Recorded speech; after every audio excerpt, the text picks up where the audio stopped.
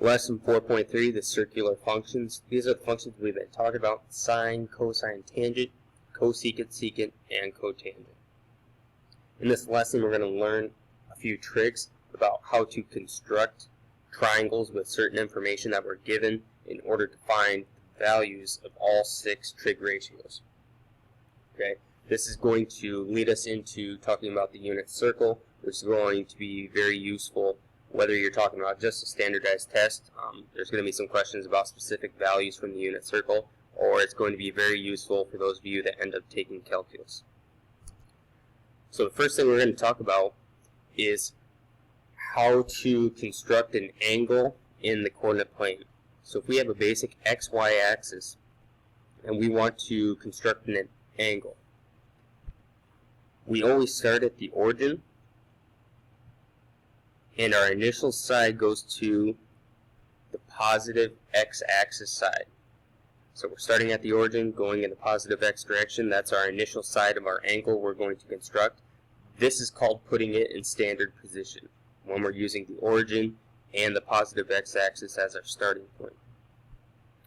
Let's say we're trying to construct a 45-degree angle. Our terminal side, we would start at the origin and go to that 45-degree angle. Okay. Initial side makes sense. That's where we're starting, initiating. Terminal side makes sense. That's when we're terminating, coming to an end. If we start from the initial side and go to the terminal side and we measure the value of that angle, okay, that is going to give us a positive angle. If we're moving counterclockwise, that angle is going to be positive. If we start at our initial side and we go clockwise to get to the terminal side, if we measure the value of that angle, that's going to be a negative value. So counterclockwise is actually a positive angle, clockwise is going to be a negative angle. The next thing we're going to talk about are coterminal angles. These are angles that differ by integer multiples of 360 degrees or 2 pi radians, depending on which measurement form we're in. Remember, integers are whole numbers, they're not fractions. The only fraction that can be created is that number divided by 1. So negative 17, 2 million, 5, negative 3, those are all integers. So let's suppose we have a basic xy axis and we construct some angle on that coordinate plane. If I start on the initial side, remember we're in standard position, and go around and I get to that terminal side, okay, I went counterclockwise, that's going to be a positive angle. Let's suppose that is 135 degrees. Okay, so we have a 135 degree angle. I could also start on this initial side, go around, and continue until I get to that terminal side. So we want a complete circle first, 360 degrees, and then we know it's a value of 135 degrees, so that whole complete distance I went in that circular motion would have been 495 degrees. So when I started originally here and traced around and got back, that was 360 degrees. We know a complete circle is 360 degrees. And then that part we had to end, that's the angle we measured originally. We know that was 135 degrees. What this means is 135 and 495, those are coterminal angles. Yes, those are different numbers. Those are different angle values, but they're referring to the same angle. We could have also done this using a negative angle. Suppose I started on this initial side, and now I went clockwise to get to that terminal side. Okay, remember, clockwise is a negative angle. In this case, we know that original was 135 degrees, and we could subtract 360 degrees. Okay, when we're going in the negative direction, You're going to be thinking about subtracting with multiples of 360 degrees. So this would be negative 225 degrees. So what this means is that 135, 495, negative 225, those are all different values, yes, but all of those angles are referring to the same angle. Just different ways of finding them. Okay, so those are coterminal. They have integer multiples, in this case, of 360 degrees. If we were in radians, then they would be multiples of 2 pi radians. Think about the word coterminal, okay? The root of that is terminal, which means terminates, coming to an end. So coterminal angles, they're starting at the same position, and then they're going to end or terminate at the same position. They're going to have the same terminal side. Okay, so it doesn't matter how many times we have to rotate around, whether we're going positive or negative, the angles are starting at the same position and ending at the same position. For the next idea, again, we're going to use the xy axis to create the coordinate plane. We're centered around the origin. We know this is broken into 4 quadrants. Quadrant 1 starts in the upper right corner. And then we rotate around counterclockwise to go to quadrant 2, 3, and 4. Okay. On the first slide of this lesson, you should have seen something that said ASTC. Okay, some of you probably didn't even notice that. You're just ready to get moving on with the video. Some of you might have been curious about what those stand for. So we have A, S, T, and C. Okay, this is an acronym just like many other mathematical things, just like we use SOHCAHTOA. ASTC is something that helps us remember how to construct angles for trigonometry. A stands for all. S stands for, technically it stands for students, but we're going to change it to should. T is take. And C is calculus. So going around, all should take calculus.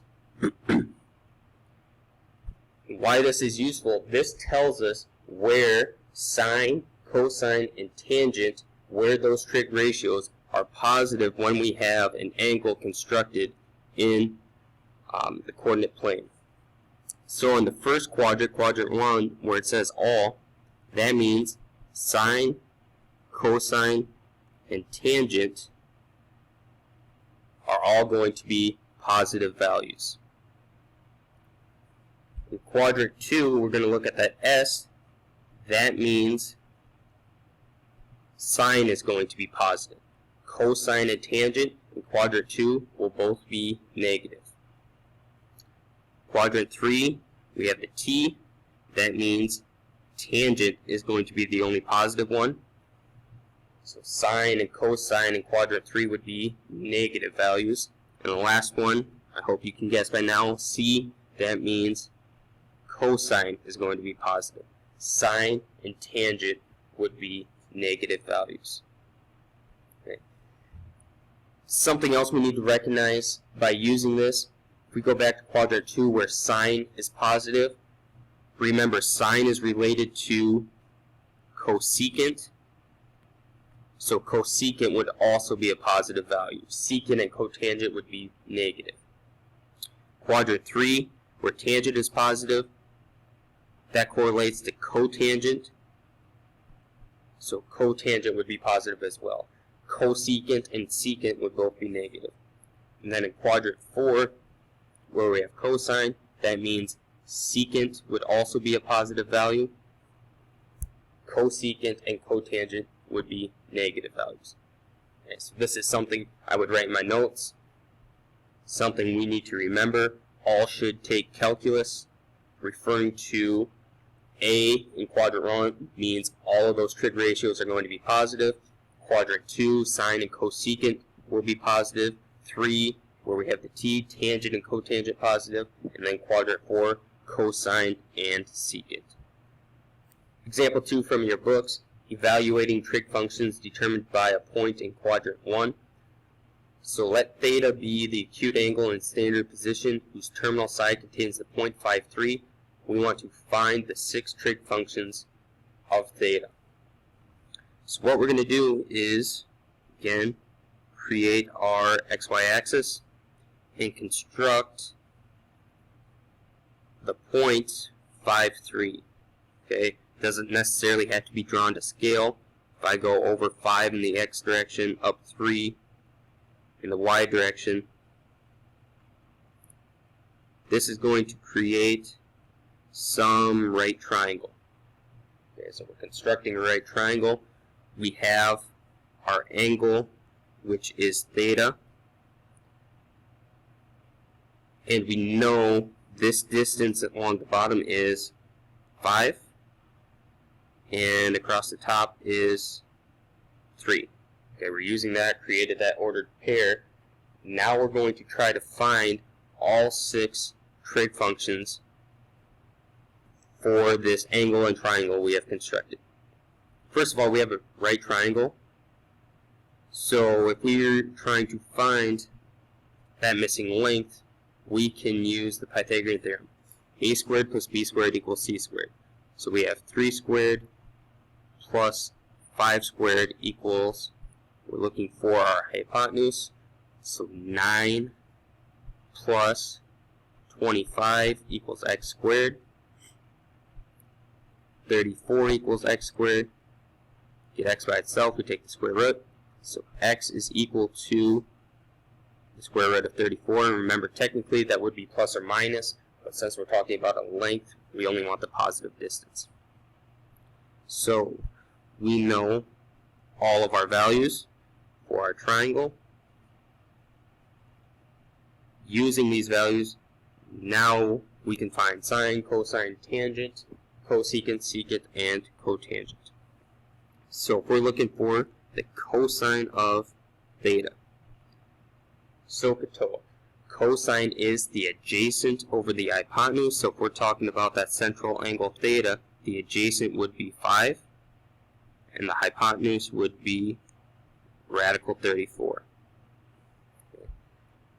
Remember, cosine is related to the secant of theta, and those are just reciprocals of each other. So if you know what cosine is, you can easily find secant.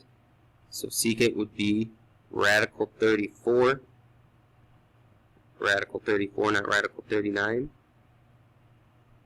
divided by 5. Okay. Then if we want to find the sine of theta,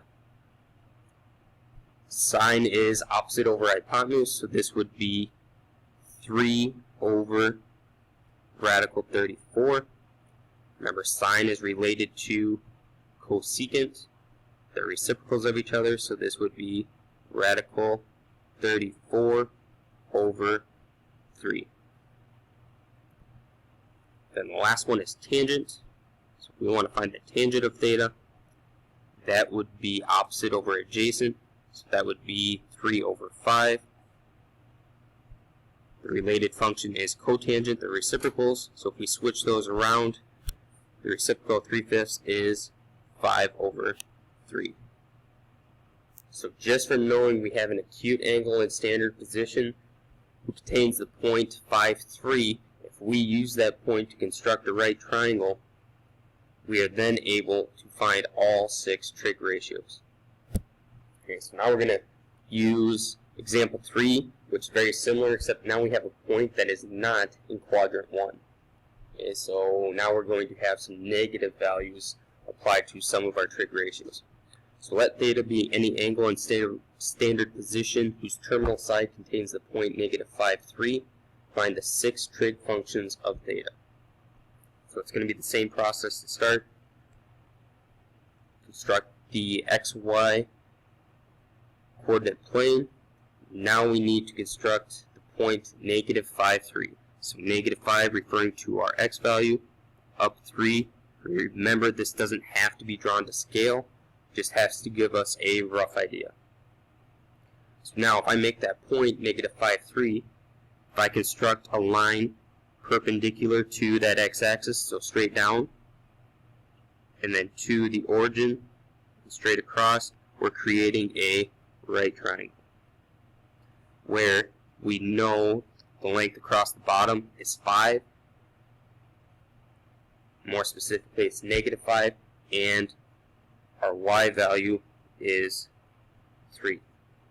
So we know both lengths of the sides of those triangles.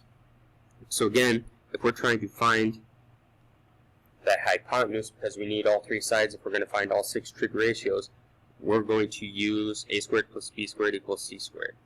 Use the Pythagorean theorem. So 3 squared plus -5 squared equals x squared. 9 plus 25 equals x squared. 34 equals x squared.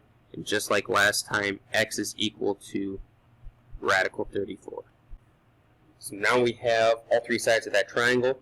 We can find all 6 trig ratios of theta. Remember, theta is referring to the angle from our initial side to our terminal side. So it's this angle on the red. It's not the angle in the inside of the triangle itself.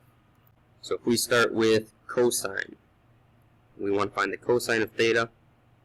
Cosine is adjacent over hypotenuse, so the adjacent one would be -5 over radical 34. Cosine is related to the secant, so the secant would be the reciprocal of that, which is negative radical 34 over 5. Okay, technically it doesn't matter if that negative sign is in the numerator or denominator. It's standard to write it in the numerator. We're trying to find the sine of theta.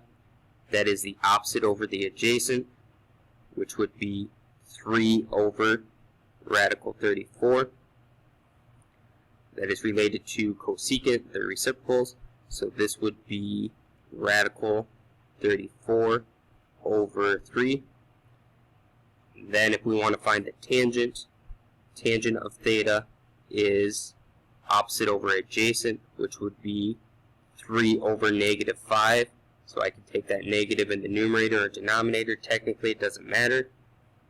And then cotangent of theta would be the reciprocal of that, which would be -5/3.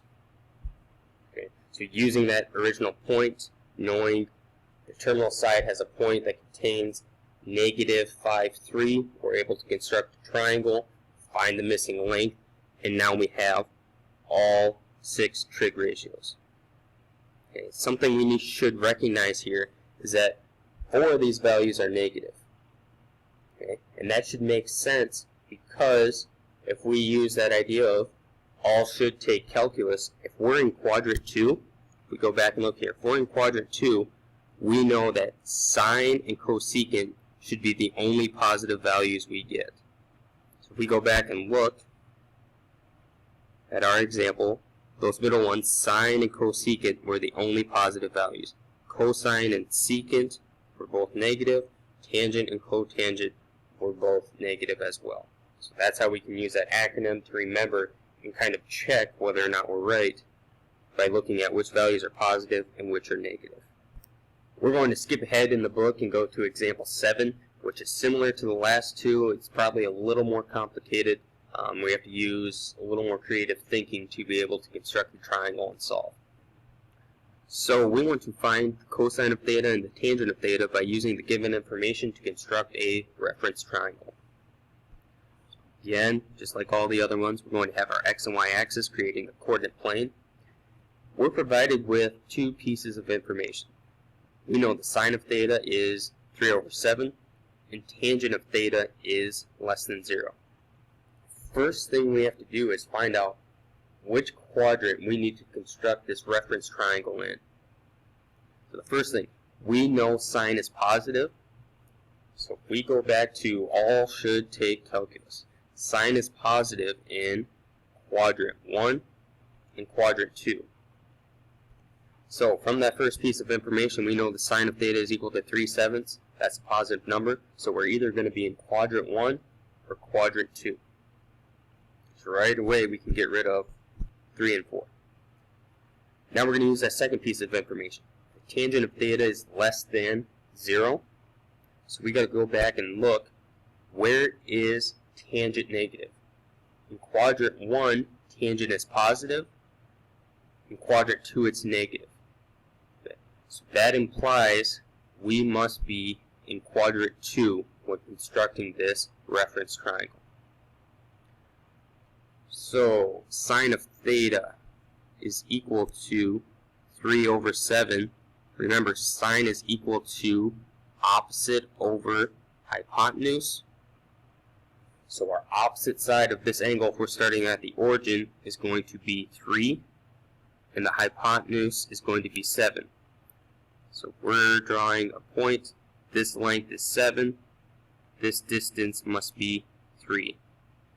So the missing part we're looking for is that x value of that triangle.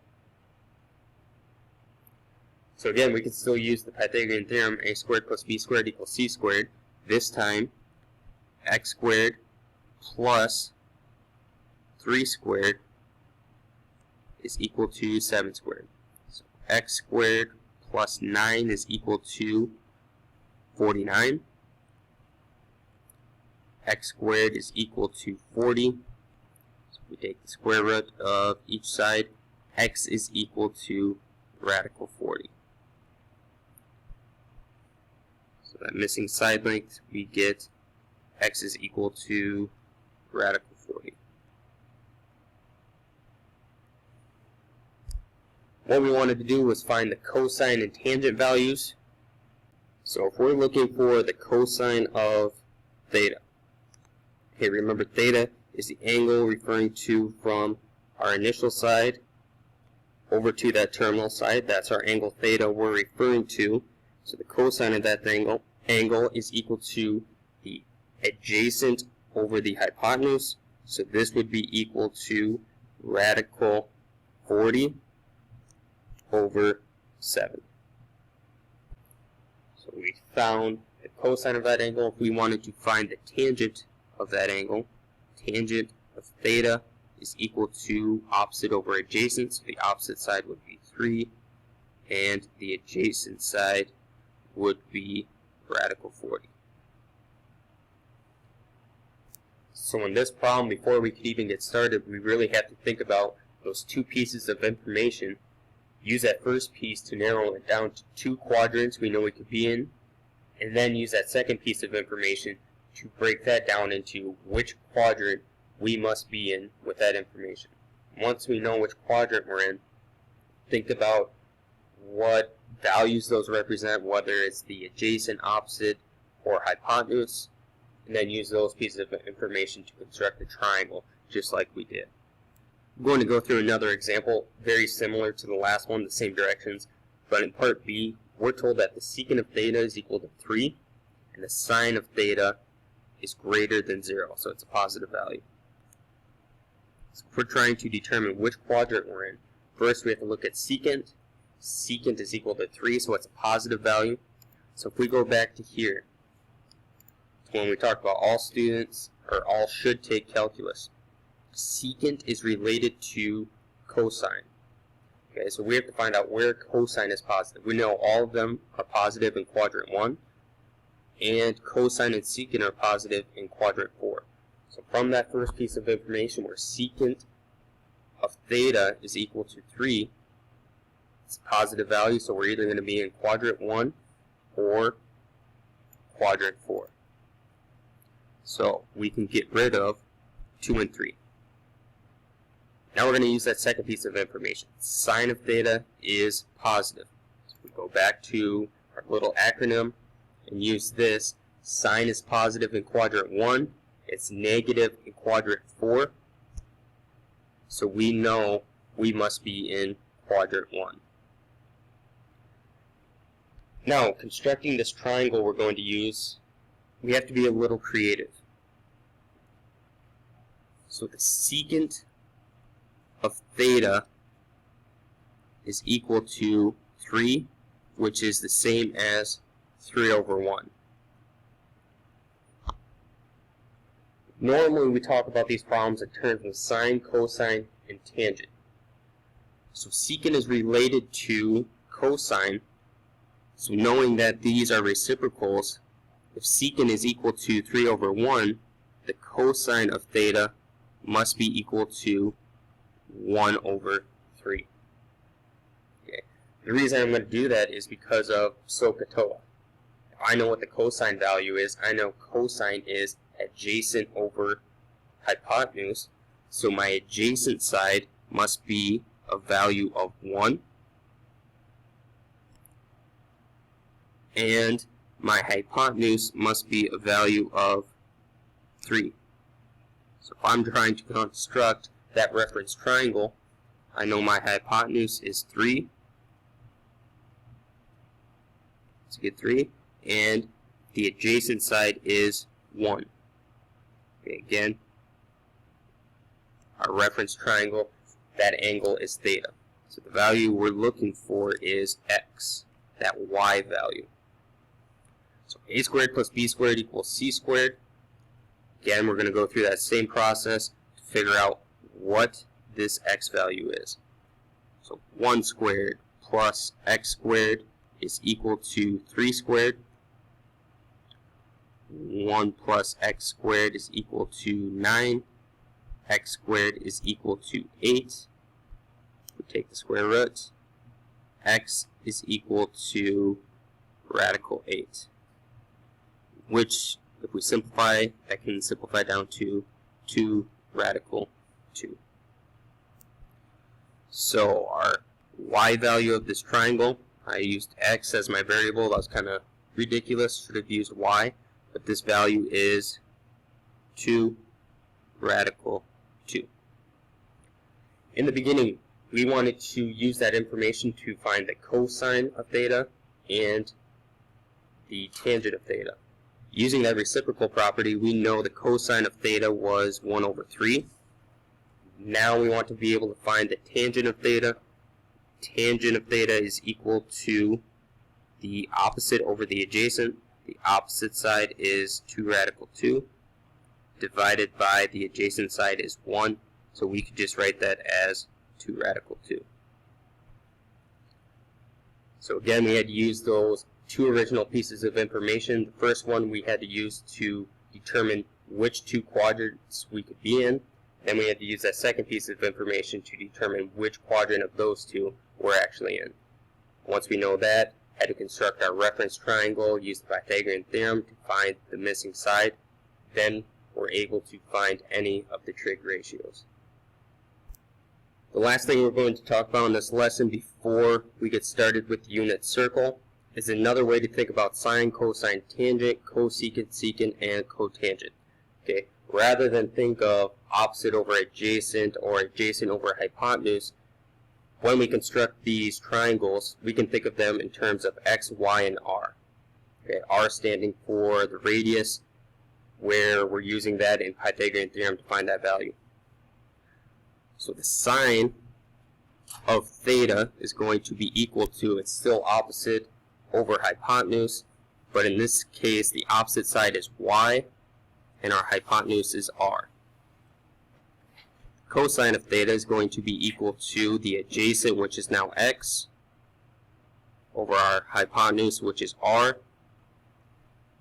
Tangent of theta, opposite over adjacent. In this case, it's going to be y over x.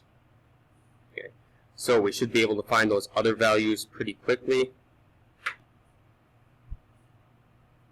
The cosecant of theta is going to be r over y. The secant of theta is going to be r over x. And then the last one, cotangent of theta, is going to be x over y. The reason we should know all of those values is simply because of the unit circle. Sine is going to be related to the y variable. Cosine is related to the x variable. Tangent is a combination of both variables. Okay. When we're talking about the unit circle, it's just easier to think of sine relating to y, cosine relating to x, and tangent being a combination of both variables. Okay. So you can go ahead and get started on the 4.3 homework. Next, we'll start talking about the unit circle and really diving into that.